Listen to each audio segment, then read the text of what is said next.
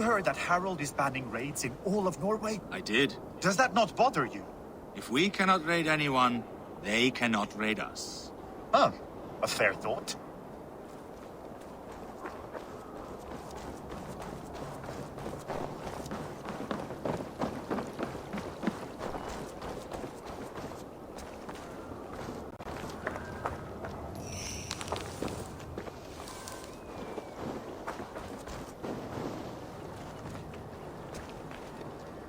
Eivor, the wind favors us. We should set sail without delay. You made quick work of packing. Well done. The dream of new lands is a powerful lure.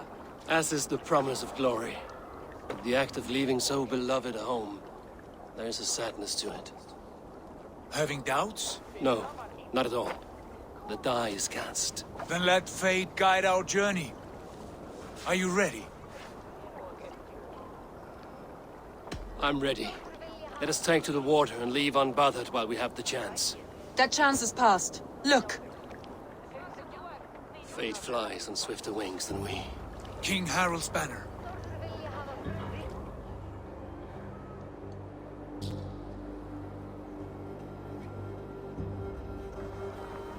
Sigurd, what is this assembly? What are you planning? An exit, father. As graceful as I can. For if I cannot be king in the land of my birth, I will start a new saga. In England. Nonsense. Your place is here, son, at my side. There will be other victories soon. Other glories. My choice is made, father. Do not hope otherwise. It is easy to lose one's way on the road to glory. Do not let false victories blind you to what is true. You talk of false victories to me, old man? A sad old bear who destroyed his honor with one bent knee. The further I sail from this place, the louder I will sing. I will be his anchor, Lord. No, you must be his better half. May Agir bless your voyage.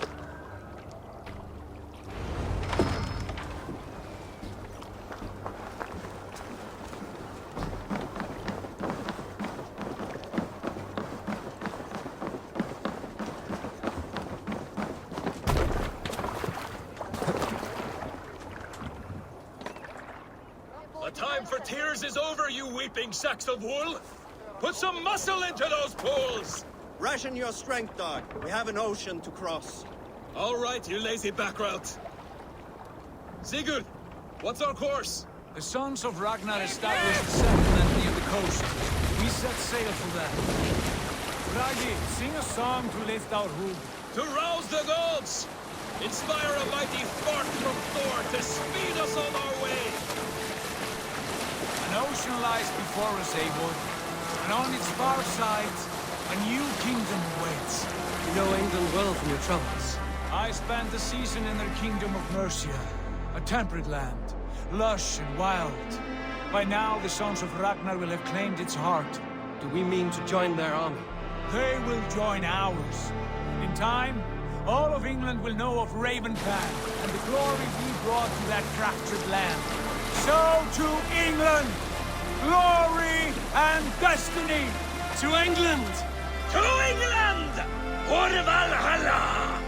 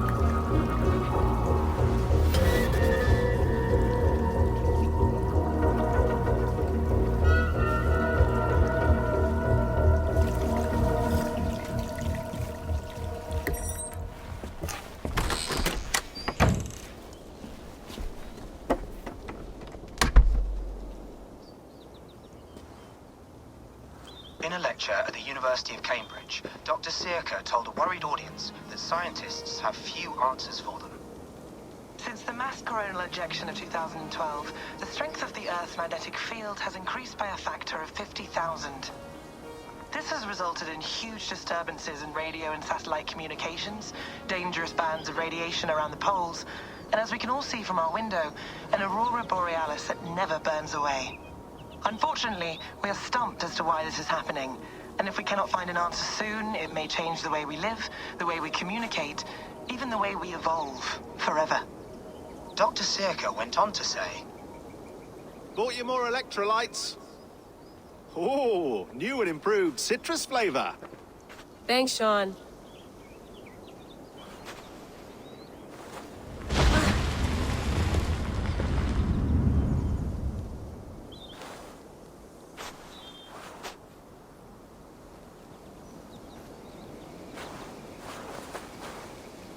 How do we fix this? How are you the key to everything?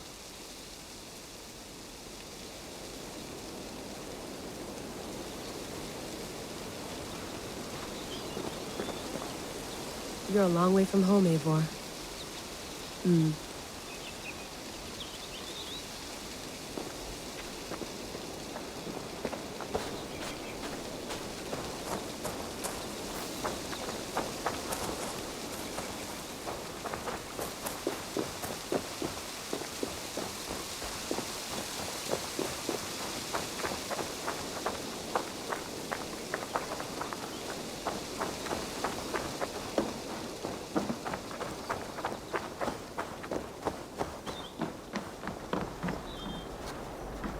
Would love to play around, but I have bigger things on my mind.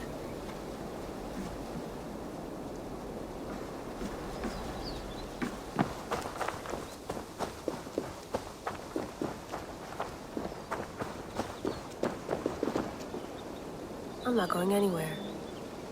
Not yet.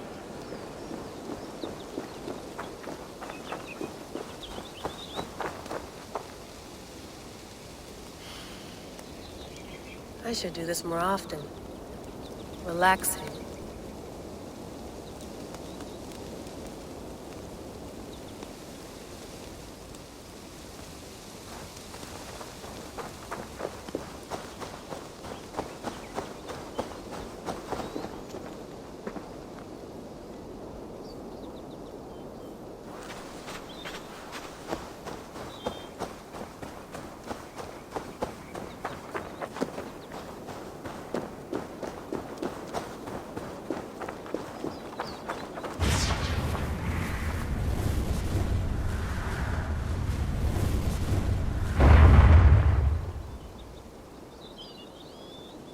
Another satellite. Damn.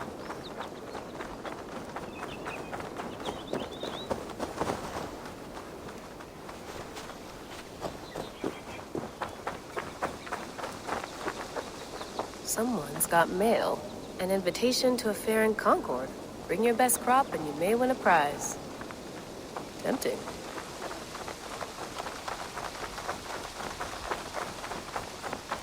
Layla, you can't run away from this.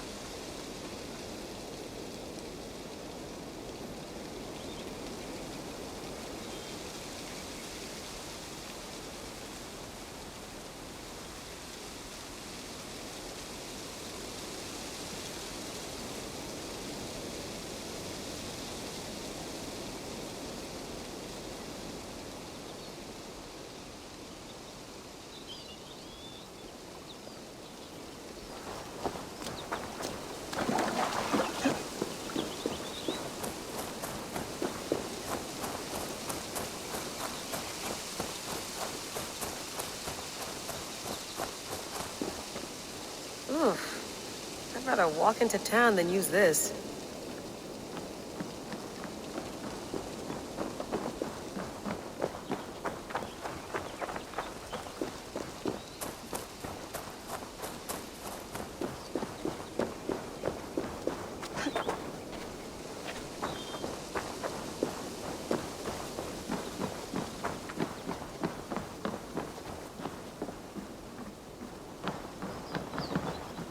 It's beautiful.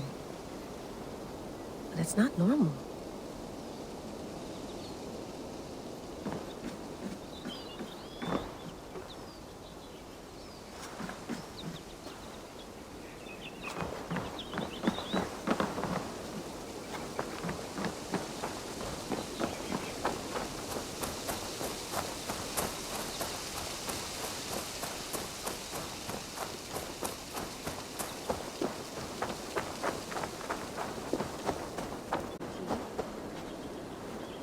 Some quality stuff here.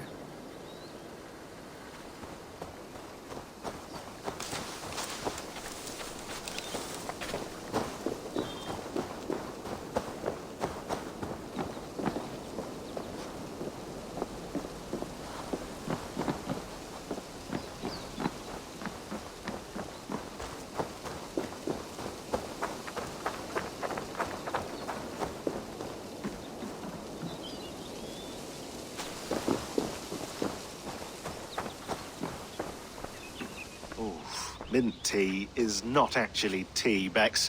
It's an infusion. It's really just dirty, minty water. I don't care what you call it, Sean. Did you buy any? Of course I did, love. Hey, sorry about pulling you out. The generator was sputtering. That's fine. I needed air. How is the Animus data stream? Comfortable? Felt pretty stable after a while. Good. Just give me a sec and you can jump back in.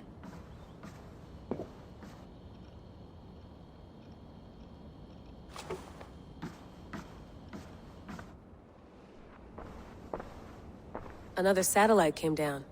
Did you see? I did. One of Abstergo's. That's good. Well, most of North America just lost its GPS service, so depends what you mean by good, really. Right. Even when we win, we lose. Okay, we're all set. Whenever you're ready, you can jump back in.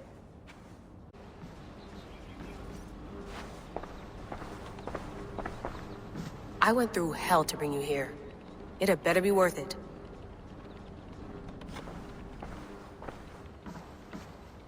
That's quite nice. Soothing. You mind if I put some music on? Go for it. Cool.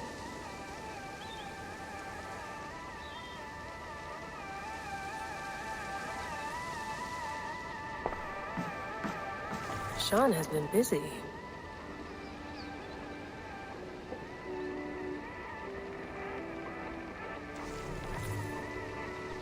Hello, Layla. Sean, what do you make of the grave out there? Well, it overturns a few hundred years of scholarship about the first Europeans to set foot in North America. Apart from that, it's just a bunch of muddy bones, isn't it? Can we talk about this thing on my neck for a second? Ah, the mood stabilizer. Yes. It's not harmful, is it?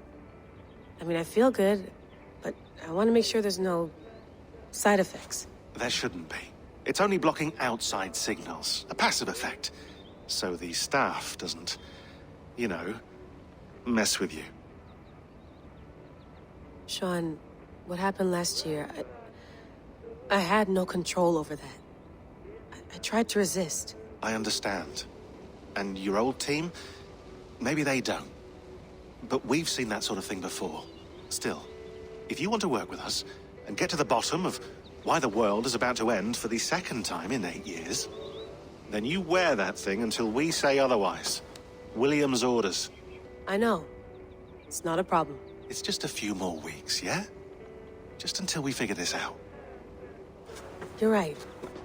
I know you're right.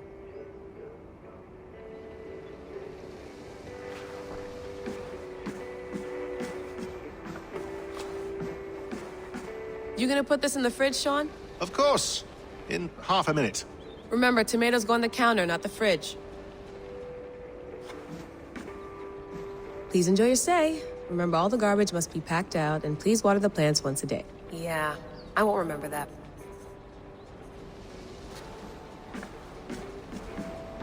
Sean, don't forget to water the plants while I'm under, okay? I'll add it to the calendar and tattoo it on my leg.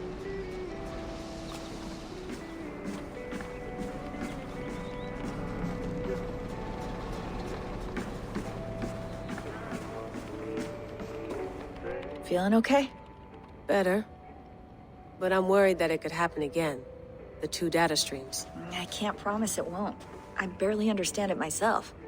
It felt like two minds, fighting over one brain.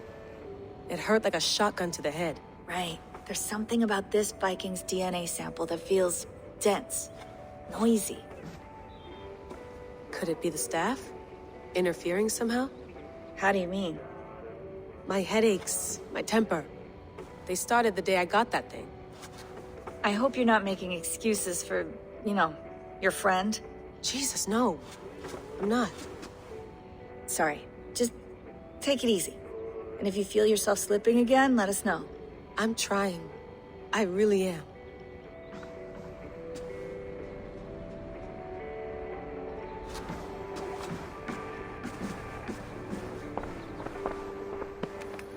Let's have a look.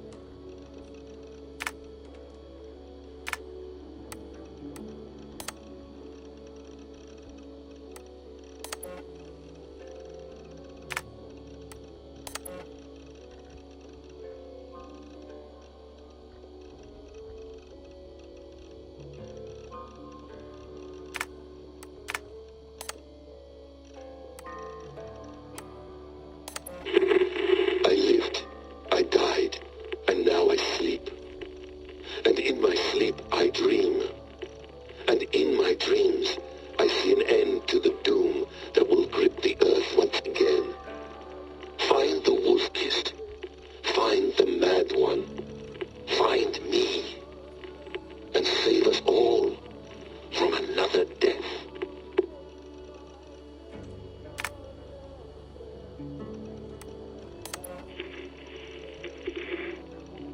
Layla, thought you might be interested in this.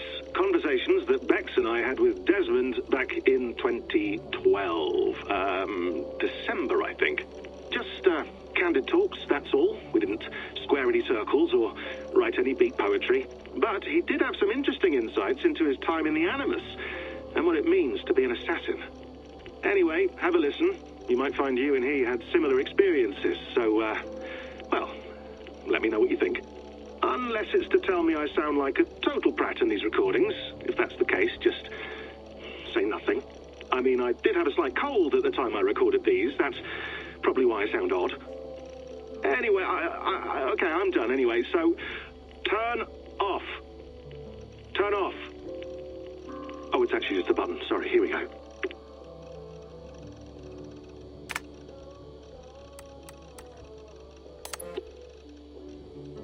No, come on, Sean. Turn that thing off.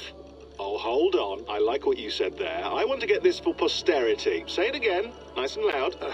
Seriously? Sure, come on. If nothing else, it'll give me leverage with your old man. Ah, that's your angle. Nice. What I said was, I wish I hadn't been born into the Assassins. I wish I had chosen this life. Is that good enough? Sure, but why is that? Because choice is the central idea of our creed. It underpins everything, right? It's about free will. It's about seeing the evidence before you and saying, yes, this is what I want. Or, no, this isn't for me. But when you're born into a group like this, or any other, like I was, you get mixed signals. You get told over and over again, this is what we believe.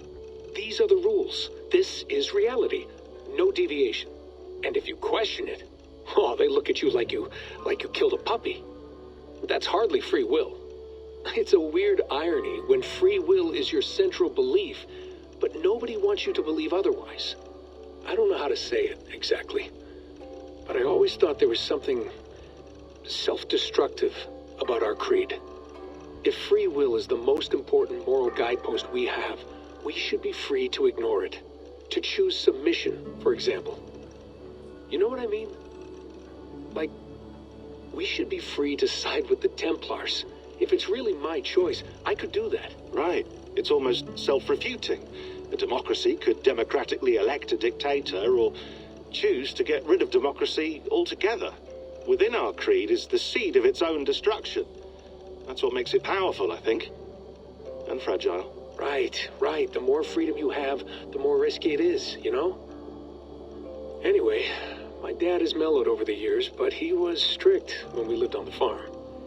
He ran a tight ship. I never got the impression that I was free to choose my path forward. Our creed, our tenets, they were drilled into my head. By the time I was a teenager, I was following these rules out of a sense of duty. This was just what we did. That happens to a lot of organizations over time. The stagnation sets in, you know? The fundamentalism. Yeah. Following the rules becomes more important than achieving whatever goal you set out for yourself. And people start to lose sight of the reason the rules exist. That's called deontology, or a form of it. Following a rule for its own sake and not for the consequences it has. Yeah, but that feels backwards, doesn't it? Well, I think so. Following a rule is the easy part. Praying, taking a sip of wine, munching on a wafer. Rituals that give comfort. But that's just going through the motions. It makes people feel like they're doing something. When the hard work is, well, actually getting off your ass and doing something productive. I think people just want boundaries. Tight boundaries. They want to see the four walls that pen them in. I don't disagree. Anything outside that, anything that makes life more complex, that's scary. That's why I envy you. You chose this life. You went through that process and you decided, yes, I believe in this. Sure. It didn't stop me from being an insufferable know-it-all as a teenager, but I see your point. I would have loved to have been a know-it-all. I knew nothing. Not until you guys found me. Yeah. It wasn't until I met you, and Bex and Lucy, that I knew. I knew I wanted to be an assassin. Oh, thanks, Des. Come here. Bring it in, bud. I don't normally like touching, but I'll make an exception now. I am not hugging you. You sure? Because I smell very nice today. Can you just turn that off?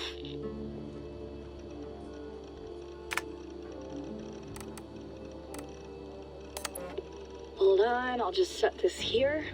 Do you guys record everything we talk about?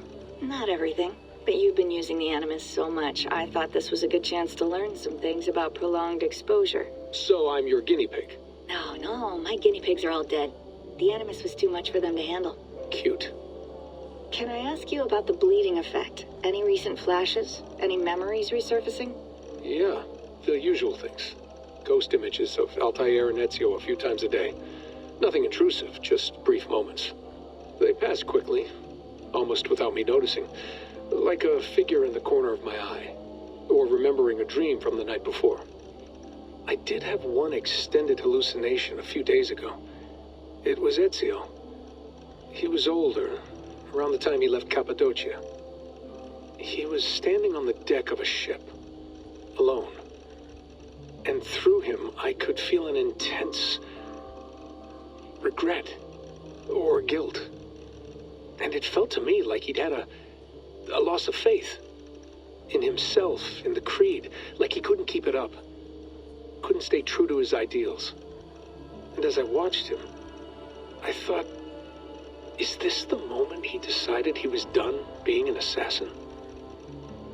It felt like it. Anyway, most of my visions have been brief, lasting just a few seconds. They're like complete memories of small moments that appear suddenly out of nowhere, fully formed. It's a strange feeling. Okay, anything else? I'm starting to see Connor now, too. Though I hear his voice more often than I see him. I'm sure that will change. Oh, yeah, and yesterday, just before bed, I had a memory of being on a beach in the Caribbean with a bunch of sailors. Or maybe they were pirates. I don't know. No idea. Huh. We'll look into that. And how do you feel in general? In general? Well, I feel older, for one. Much older. And it's strangely comforting. I'm collecting the memories and skills and thoughts of so many people. I feel like I've lived a few hundred years or more. Is it possible that if I do this for too long, it'll push my own memories aside? That I'll be everyone but myself after a while? It's possible. That's called identity substitution. It's happened before, but it's rare. And someone with your background shouldn't need to worry.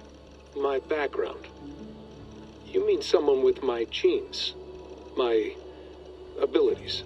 You have Isu DNA, and that lets you see things and do things and withstand traumas that other people can't. And I can suffer in ways that others can't. That's not something to be proud of. You mean the apple? Yeah. It has a pull, Bex. It tugs at my brain. It talks to me. Teases me. Drives me mad. And what I did to Lucy... God damn it. Nothing is worth the damage I did. The pain I caused. I know. But you're special. That's the point. I'm not special, Bex. I'm lucky. That's all. I understand. We're assassins. It's our creed that makes us different, not our genes, not our blood. Anyone can join us. That's true. But let's leave that aside for a second. What I want to know is, have you ever had any Isu memories resurface? Isu memories? I don't think so. I can't even begin to imagine what that would feel like. I think you'd know if you did. Maybe one day. We might be able to induce something. Jesus, let's fix the world first, okay? Before we start digging up my ancient ancestors. Deal. With my luck, I'll be related to some third-rate Isu like Sisyphus or something. Way to aim high, buddy. Hey, you gotta.